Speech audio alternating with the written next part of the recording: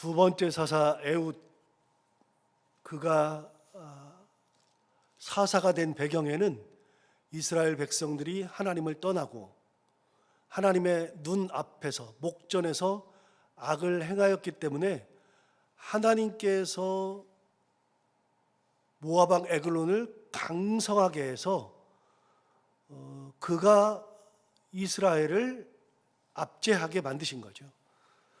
그러니까 어제도 말씀드린 것처럼 모압 왕이 워낙에 힘이 세서 모압 왕이 가진 게 많아서 이스라엘을 침략하고 이스라엘을 압제한 것이 아니고 이스라엘이 하나님 눈앞에서 악을 행하였기 때문에 하나님께서 모압을 강성하게 만든 겁니다. 그러니까 모압은 뭐 한 것이 없습니다. 하나님이 그냥 자기들을 강성하게 만들어서 이스라엘을 점령하게 만든 거죠. 반면 이스라엘은 뭐 특별히 군사력이 약한 것도 아닙니다. 그러나 이스라엘이 그렇게 된 것은 하나님의 눈 앞에서 악을 행하였기 때문이죠. 그래서 이 모든 것의 근본은 하나님이 자리 잡고 계셨습니다. 하나님이 모압 왕도 강하게 하시고 하나님이 이스라엘도 망하게 하시고 그 근간에는 이스라엘이 하나님의 목전에서 악을 행하였을 때 그때 세운 사사가 에훗이었습니다. 첫 번째 사사가 온니엘이었는데 두 번째 사사는 에훗이었죠. 에훗은 하나님의 부르심을 받아서 사사가 된 겁니다. 성경은 에훗에 대해서 이런 방구한 적이 없습니다. 에훗이 어디서 태어나고 누구의 아들이고 무슨 교육을 받았고 어떤 경제적인 지위를 가지고 있고 그가 한 일이 무엇이고 성경은 그런 얘기를 하지 않습니다. 성경은 그냥 하나님께서 이스라엘의 한 구원자를 세우셨으니 그가 에훗이라고 이야기하는 거죠. 하나님이 에훗을 쓰실 때 그의 가정 형편이나 그의 교육 환경이나 그가 가지고 있는 능력이나 이런 거를 하나님이 보시고 쓰신 것이 아니라는 얘기입니다. 하나님이 그냥 쓰신 거죠. 여러분, 사람을 쓸 때 하나님 그렇게 쓰세요. 그런데 에훗은 아주 특별한 다른 특징 하나를 가지고 있습니다. 오늘 본문 15절을 가서 다시 보시면 이렇게 말했습니다. 이스라엘 자손이 여호와께 부르짖음에 여호와께서 그들을 위하여 한 구원자를 세우셨으니 그는 곧 베냐민 사람 게라의 아들 왼손잡이 에훗이라 그랬습니다. 여러분, 성경에서 왼손잡이는 그것도 지도자로서 왼손잡이는 여기가 처음이자 마지막입니다.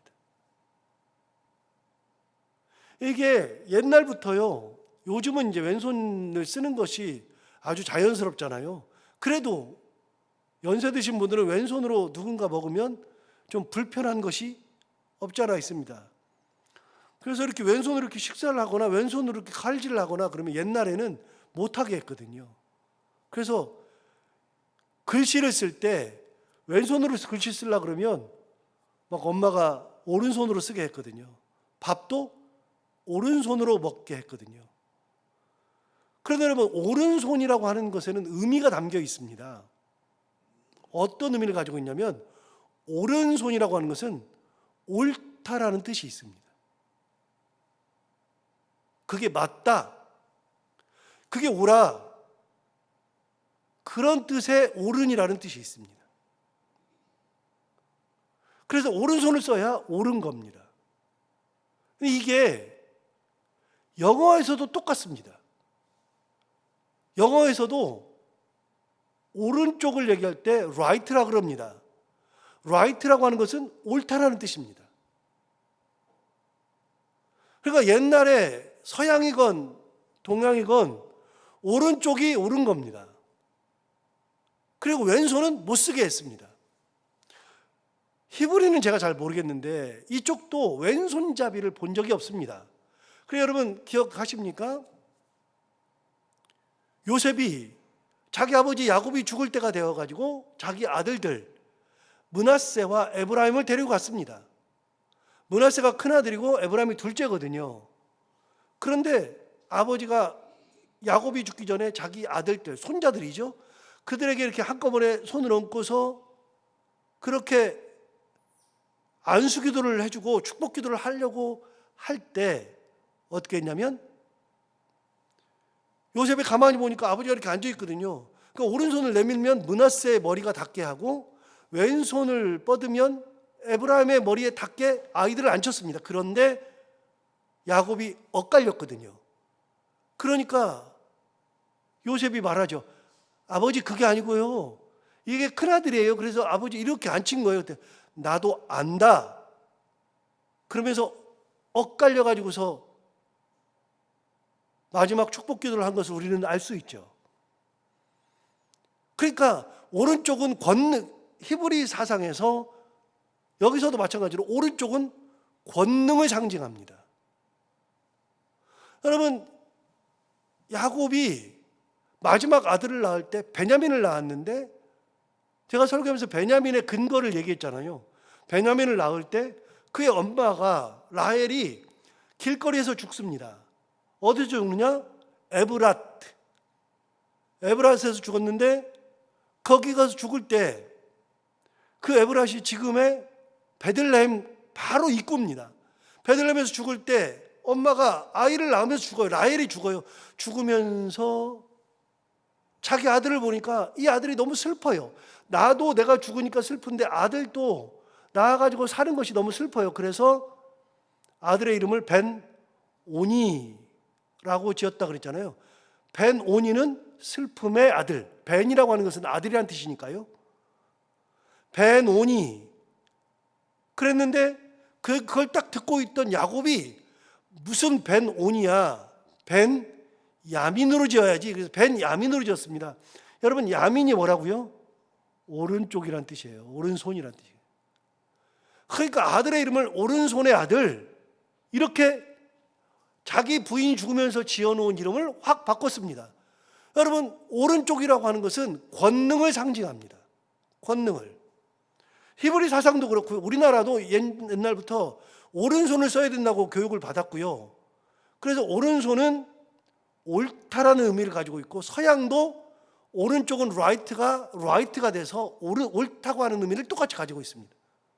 성경에서 왼손잡이를 쓴 적이 없습니다. 뒤에 장수들의 이제 왼손잡이가 한 번 딱 나옵니다만 큰 지도자가 안 나옵니다. 다 오른손을 썼습니다. 그런데 여기는 에웃이라고 하는 왼손잡이를 하나님이 쓰신 겁니다. 이게 성경의 유일한 왼손잡이입니다.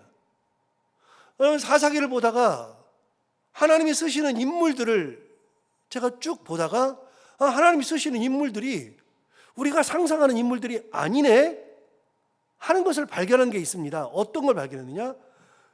성경에 지도자들 중에서 유일하게 여자 지도자가 딱 한 명 나오죠. 드보라가 나오죠. 그도 사사입니다. 하나님이 여자 선지자요, 여자 사사인 드보라를 쓰셨죠. 사람들의 상상을 완전히 벗어났습니다. 또 하나님께서 사사를 쓰실 때 입다라고 하는 사람이 곧 나올 텐데 입다라고 하는 사람도 쓰셨습니다. 입다는 누구냐?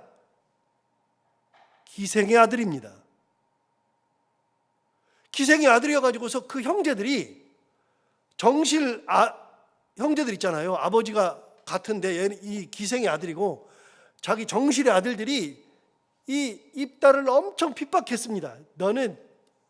니네 엄마는 기생이고 창녀고 네가 우리 집에 태어난 것이 우리 수치고 그래가지고 입다가 다른 데로 도망을 갔습니다. 갈 수밖에 없었습니다. 그런데 입다는 용사였습니다. 힘이 굉장히 세고 무술을 잘하고 그렇게 했는데 나라가 어려우니까 이스라엘의 장로들이 찾아와서 우리에게 지도자가 되어달라고 찾아온 인물이 입다입니다. 하나님은 창녀 아들도 쓰셨습니다. 사사기를 보다 보면 사람을 쓰는 기준이 진짜 모호해집니다. 우리가 가지고 있는 개념을 다 깨버립니다. 왼손잡이를 쓴 것도 처음이요, 여자 사사를 쓴 드보라를 쓰신 것도 처음이자 마지막이요, 기생 아들을 데려다가 쓰는 것도 처음이자 마지막이요, 또 하나님은 그런 것만 있는 게 아니라 아예 태어나기도 전부터 그 아이의 이름을 미리 주고, 그리고 그 아이가 태어나기도 전부터 이 아이는 평생 머리에다가 삭도를 대지 말아라, 포도주를 마시게 하지 말아라, 시체를 가까이 하지 말아라, 그렇게 말하면서 아예 태어날 때부터 하나님께서 그 아이를 구분해서 태어나게 하고 쓰신 그런 사사도 있는데, 그 사사가 그 유명한 삼손입니다. 여러분, 무슨 근거로 하나님 쓰시죠? 근거가 하나도 없습니다. 왼손잡이 보고서요, 저는 에훗을 볼 때마다 왼손잡이라고 하는 표현이 눈에 확 들어오거든요. 한 번도 왼손잡이를 쓰신 적이 없어요. 그런데 여기서 왼손잡이를 딱 쓰세요. 하나님의 기준은요, 하나님이 정하시는 거예요. 우리가 볼 때 이 사람이야가 아니고요, 하나님이 보시니까 이 사람을 쓰는 거예요. 에훗을 다시 보세요. 여러분 15절을 보세요. 15절을 보시면 이스라엘 자손이 여호와께 부르짖음에 여호와께서 그들을 위하여 한 구원자를 세우셨으니 그는 베냐민 사람 게라의 아들, 공부를 어디까지 하고 재산이 얼마이고 능력이 어디고 뭐 얼마나 싸움을 잘하고 그런 거는 하나도 없고 왼손잡이 에훗이라. 하나님이 쓰신 거는 그냥 베냐민 집하고 게라의 아들이고 왼손잡이일 뿐이다 라고 하나님이 말씀하시죠. 여러분, 하나님께서 그런 사람 쓰시는 겁니다. 왜 쓰셨느냐 모릅니다. 모르지만 하나님이 보실 때 이 당시에는 가장 적합한 사람이 에훗이었다. 이유가 뭘까? 이유는 잘 모릅니다만 그 뒤에 보면, 그냥 이거는 제 추정입니다. 제 추정인데 이유가 뒤에 사건에서 나옵니다. 어떤 사건에서 나오느냐? 여러분 16절을 보시면 이제 15절에 15절 마지막에 이스라엘 자손이 그를 통하여 모압 왕 에글론에게 공물을 바쳐요. 여러분, 나라가 속국이 됐으니까 이제 공물을 바쳐야죠. 그래서 거기 가서 공물을 바친 사신이라고요. 공물을 바쳤습니다. 그래서 에훗이 사신의 대장이었던 것 같습니다. 그래서 공물을 바쳐요. 공물 바칠 때 16절, 에훗이 길이가 한 규빗 되는 좌우의 날선검을 만들어 그의 오른쪽 허벅지 옷 속에 찼습니다. 여러분, 한 규빗이라 그랬는데 이 규빗은 이미 어디서 나왔냐면 성막할 때 나왔습니다. 출애굽기 할 때 규빗, 50규빗, 30규빗. 이 규빗은 뭐냐? 규빗은 간단합니다. 규빗은 그냥 50cm. 쉽게 생각하면 50cm, 조금 깊게 생각하면 45cm. 그래서 왜 45cm, 50cm 그러냐면 정확하게 몰라요. 그런데 재보니까 대충 45에서 50cm쯤 되더라. 그래서 그냥 50cm라 그러면 딱 맞습니다. 45cm나 50cm. 그러면 여기 보면 칼이 길이가 한 규빗이니까 50cm짜리 칼입니다. 이걸 좌우의 날선검을 만든 겁니다. 여러분, 칼 중에서는 원래 우리나라 무도인들이 쓰던 칼은요, 이 뒤쪽은 부엌칼하고 똑같아가지고 뒤쪽은 몽뚱그려 있고 앞쪽만 갈아져 있잖아요. 한쪽만. 그런데 이 일본 사람들, 특히 이런 사람들이 쓰는 칼들은요, 양쪽을 다 갈아요. 양쪽을 다 갈아서 쓴다고요. 그 지금 좌우의 날선검이니까 양쪽을 칼로 확 간 겁니다. 그럼 여러분 50cm짜리를 이렇게 칼을 갈았으면 이거를 사람 몸에다가 가지고 있기가 쉽지가 않아요. 그런데 그거를 갖다가 오른쪽 허벅지 옷 속에 찼다. 오른쪽에 찬 겁니다. 여러분, 오른손잡이라 그러면 칼을 꺼내야 되니까 오른쪽에 차는 게 아니라 왼쪽 허벅지에다 차겠죠. 그러면 사람들이 다 당시에는 오른손을 썼으니까요, 왼쪽이 주목되는 겁니다. 왼쪽을 다 주목하는 겁니다. 그런데 에훗은 반대로 오른쪽에다가 칼을 찼습니다. 전혀 상상하지 못하죠. 오른쪽에다가 딱 차놓고 50cm면 굉장히 길어요. 그거 걷기도 힘듭니다. 그런데 거기다가 차놓고 왕에게 가는 거죠. 자, 17절 보세요. 공물을 모압 왕 에글론에게 바쳤는데 에글론은 매우 비둔한 자였더라. 그러니까 그 왕이 조금 살이 있었나 봐요. 그렇게 됐는데 18절, 에훗이 공물 바치기를 마친 후에 공물을 메고 온 자들을 먼저 보냈어요. 같이 온 이스라엘 사람들을 보냈어요. 그러니까 이스라엘 사람들도, 같이 공물을 바치고 온 사람들도 에훗의 계획을 아무도 몰라요. 에훗이 오른쪽에다가 칼을 찼다는 것도 몰라요. 이거는 단 한 사람, 에훗만 알고 있어요. 같이 걷는 사람도 칼을 찼는지조차도 몰라요. 만약에 그걸 알면 그 중에서는 많은 얘기가 나왔을 거예요. 그런데 다 돌려보냈죠. 19절 보세요.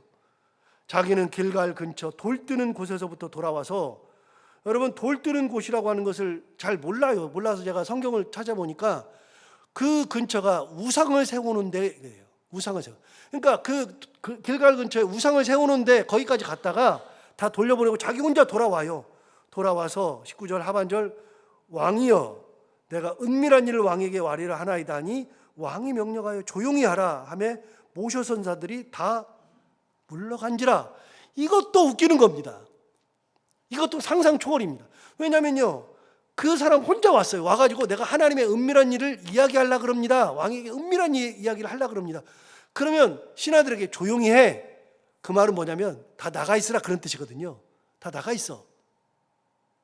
여러분, 누가 와가지고서 내가 은밀한 일을 얘기할 겁니다. 그래도요, 무사는 남겨놓는 겁니다.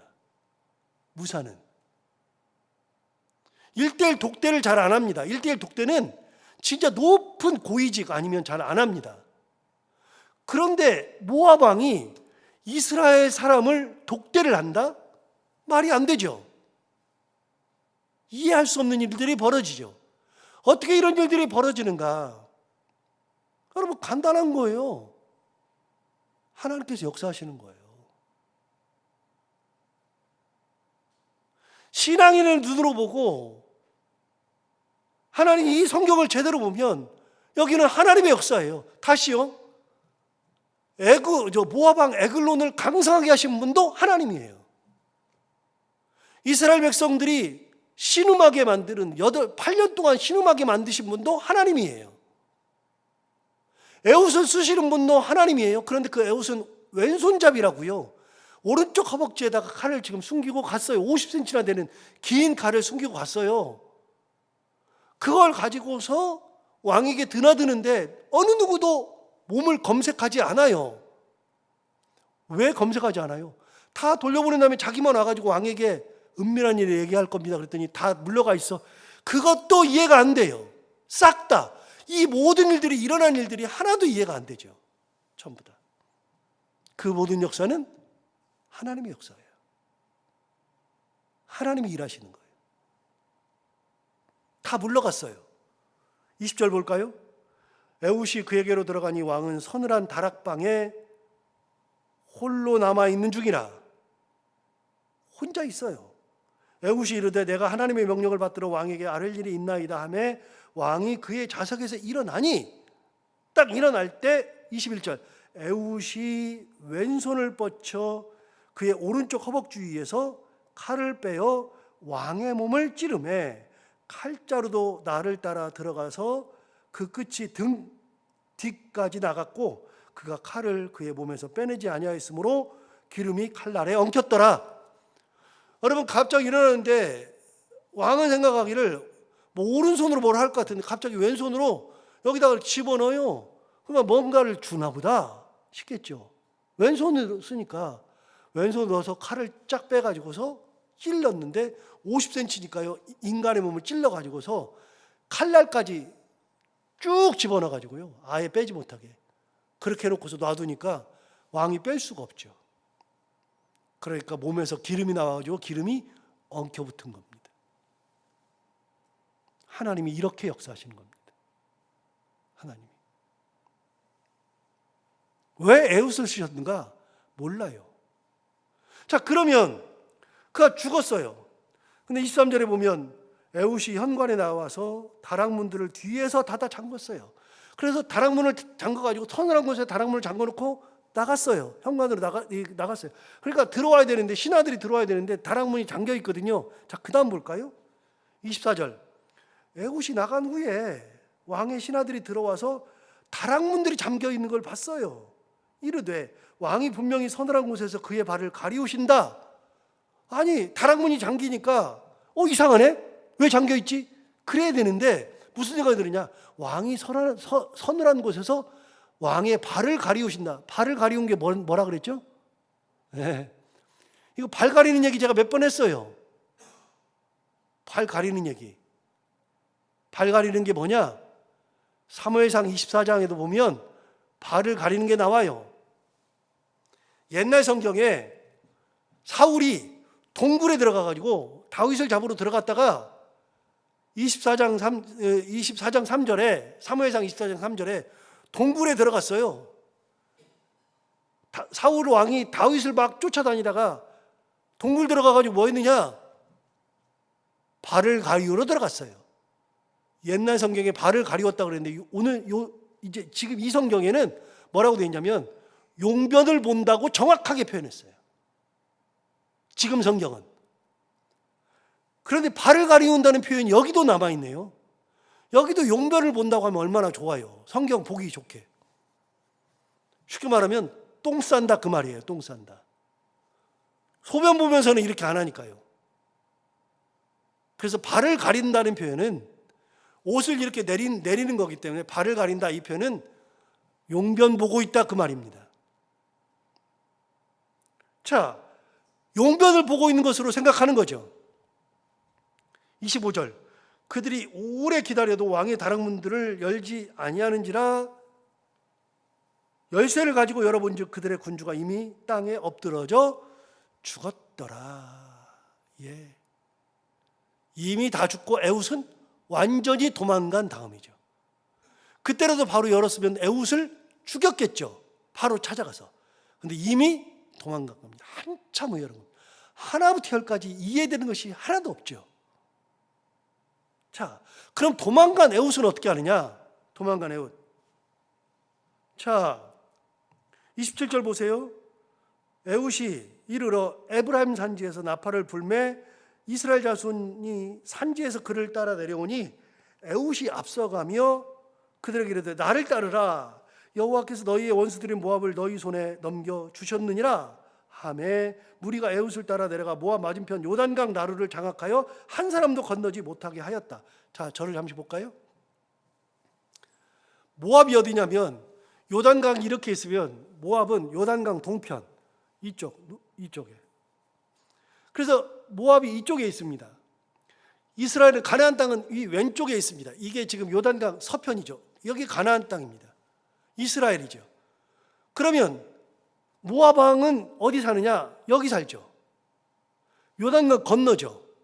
요단강 건너갔다가 에브라임 산지니까 가나안 땅으로 와가지고 여기서 나팔을 불고 거기서 이 요단강을 점령한 겁니다. 한 사람도 나루를 건너지 못하도록. 그러면 모압 왕이 이스라엘을 점령한 다음에 그 나라를 다스릴 때 모압의 군대들을 보냈겠죠. 모압 군대들이 보내고 그 군대가 가나안 땅에 점령하고 있다가 이제 모압 왕이 죽으니까 어떻게 되느냐? 갑자기 그 군인들이 요단강을 건너가야 되겠죠. 그런데 그 요단강은 누가 점령했어요? 에웃과 이스라엘 자손들이 나를 따르라. 여호와께서 그들을 우리 손에 붙였다. 그러니까 사람들이 다 따라가니까 그 요단강 나루를 다 점령한 다음에 한 사람도 건너지 못하게 한 겁니다. 군인들이 빠져나가야 되는데. 자, 29절 볼까요? 그때에 모압 사람 약 10,000명을 죽였으니 모두 장사요 모두 용사라 한 사람도 도망하지 못하였더라. 여러분, 그 군인들 10,000명이 빠져나가지 못하고 싹 다 요단강 가에서 죽었습니다. 요건 또 뭐예요? 요것도 역시 하나님의 역사죠. 하나님의 역사. 그래서 여러분, 어려움이 있을 때 하나님께 기도하고, 내가 잘못했을 때 하나님의 회개하고 하나님을 붙들면 그때부터 하나님께서 역사하시는 겁니다. 하나님께서 일하시는 겁니다. 인간의 일은 인간이 이렇게 해결할 수 없어요. 하나님이 왼손잡이를 쓰셔서 사람들이 아무도 눈치채지 못하게 역사하시는 분이 바로 하나님. 이 일을 하시는 분이 하나님이시죠. 그렇게 하나님이 에웃을 쓰셔서 이스라엘을 구원하신다. 이 말씀을 다시 한번 기억하면서 우리가 하나님의 역사를 간구하고 어떤 일이 있어도 하나님께서 일하시는 그런 일을 할 때, 그때 우리의 삶이 온전히 하나님의 은혜 가운데 이루어진다는 거 기억하고 그렇게 살아가는 우리 모두가 다 되기를 바랍니다. 기도하겠습니다. 하나님 아버지, 감사합니다. 오늘도 이 귀한 말씀을 통하여서 하나님이 어떻게 역사하시는지를 다시 한번 깨닫게 해주셔서 감사합니다.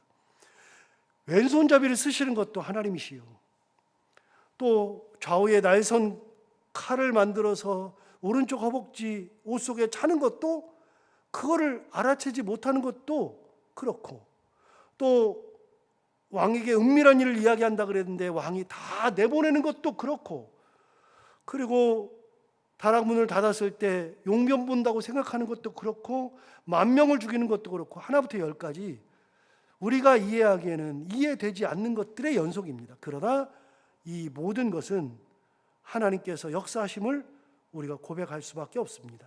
하나님 아버지, 우리가 세상 살아갈 때 우리가 해야 하는 것들, 우리 앞에 닥치는 여러 가지 일들, 우리가 이해되지 않고 할 수 없는 것들이 많아도 하나님 역사하시고 하나님 은혜 가운데 우리를 붙드시고 인도하시는, 하나님의 은혜 가운데 살아가는 저희들, 하나님께서 우리의 삶 가운데 역사하시는 그런 놀라운 은혜, 그 은혜 붙들고 살아가는 저희들이 다 되게 하여 주옵소서. 오늘도 하루를 살아갈 때 이 말씀을 기억하며 살게 하여 주옵시고, 오늘도 기도하러 나온 사랑하는 성도들 한 분 한 분의 기도를 들어 응답해 주시기 원하며, 해야 되는 것들을 기쁨으로 잘 감당하고 만나는 분들과 함께 웃고 행복한 하루가 되게 하여 주옵소서. 예수님 이름으로 기도하옵나이다.